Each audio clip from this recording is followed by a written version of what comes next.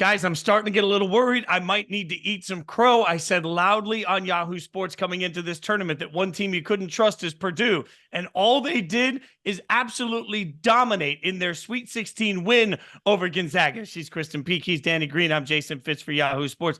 Danny, I mean, Zach EDEY absolutely crushed in this game, and there was no answer. Gonzaga played well and still got blown out. I know KP is not going to like this, but Edey is very much proven that he's a top big in this college era, and he's a first rounder for sure, possibly a lottery pick. Nobody expected this from them. We counted Purdue out because they always, come up short somehow. But he started off slow, but their others are showing a lot of maturity because as was before, just stop him, you stop them.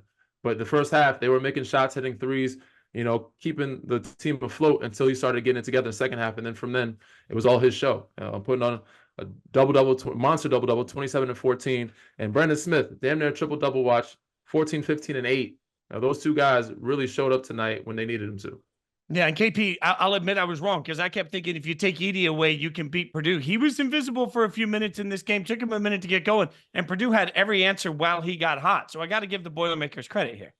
Yeah, it was a 4-point game at half, and Zach EDEY only had 10 points. He went on an 8-minute stretch where he didn't score at all. So you're watching this and you're saying, Mark Few, man, he really scouted this team well. And then second half happened. Their bigs got in foul trouble.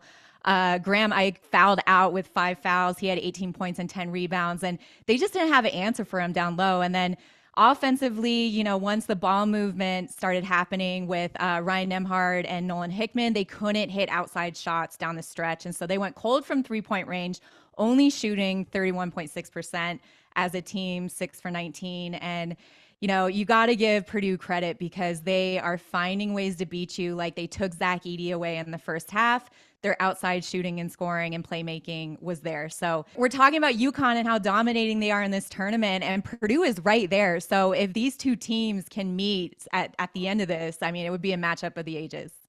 Here's what I know as an agent of chaos, and I do love chaos. I've learned two things. One, Purdue deserves some flowers. Two, I feel like for the rest of the tournament, all I have to do with you guys is say Zach EDEY, first round draft pick, and then I'll just leave the room while the argument continues. The breakdowns will continue on Yahoo Sports.